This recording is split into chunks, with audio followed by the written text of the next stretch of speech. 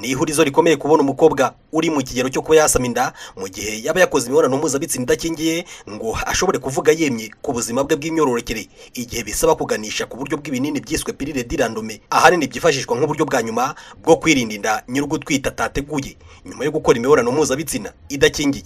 Ku bw'amahirwe Mukamana Vestine, izina ritari rye twamuhaye, yemeye kutuvugisha kuri ibi binini. Uyu we ntiyazuyaje kutwemerera ko yigeze kubikoresha. Si kenshi ariko naradukoresha. Uradukoresha? Hanyuma se dutanga umusaruro koko? Dutanga umusaruro iyo watunyweye nk'uko byanditse cyangwa se bikurikije amategeko. Ni ukuvuga ngo nimba wenda wakoze imibonano mpuzabitsina uyu munsi turi kwa gatatu, uba ugomba kumekinga shuwa cyangwa se kumenya neza ko kuwa gatanu ugomba kuba wakanyweye, hagati yo kuwa kane no kuwa gatanu. Iyo ukanyweye nyuma wenda uri mu gihe cy'uburumbuke urasama nyine, ariko iyo unyweye mbere uyu munsi wayikoze cyangwa ejo uba ufite amahirwe menshi yo kudasama.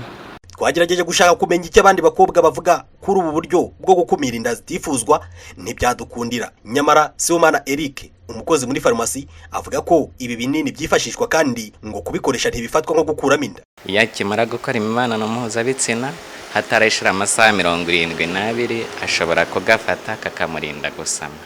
Urebye ntago afashwe nk'ukuyemo inda, kuko nimba iyi ntangangore yahuye n'intangangabo, iyo bitarakora icyo twita nidasiyo cyangwa se kugira ngo bijye muri uterus, ntago icyo gihe aba yari bwasame. Niyo mpamvu rero atabakuyemo inda. Mukamana Vestine, izina ritari rye, yemeza ko umubare munini w'abakobwa batarashaka, cyane cyane abo mu mujyi wa Kigali, bagura bakanifashisha ibinini. Yabanje kunsubiza kuri iki kibazo. None se bwo birakoreshwa koko?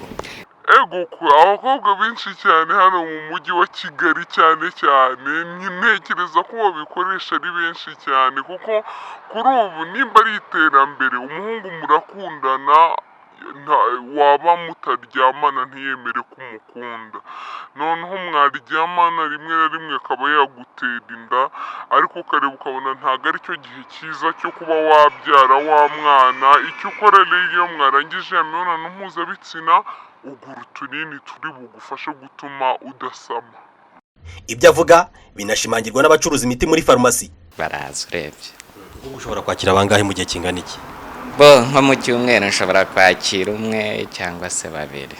Twasuye ikigo cy'amashuri yisumbuye Apase ku Kabusunzu, tuganira n'abangavu ndetse n'ingimbi z'abanyeshuri. Ibi binini babiziho iki? Ntago ndizi, ndikumva ibyo ngibyo muri kuvuga byonyine. Duba nta buryo wakoresha usibye kwiyakira. Numva ko ushobora kubikoresha inda hashize nk'iminota 30 cyangwa isaha, numva ko iyo nda yavamo.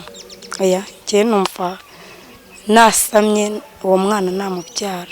Ubumenyi bw'abanyeshuri bugaragaza ko hakenewe ubukangurambaga bwimbitse ku rubyiruko nk'uru rukunda guhura n'iki kibazo. Icyakora abaganga n'abahanga mu by'imiti bavuga ko uburyo bwiza bwo kwirinda inda zitifuzwa ari ukwifata no gukoresha agakingirizo. Gusa ngo mu gihe byose byanze, hagomba kwifashishwa pilule dirandome.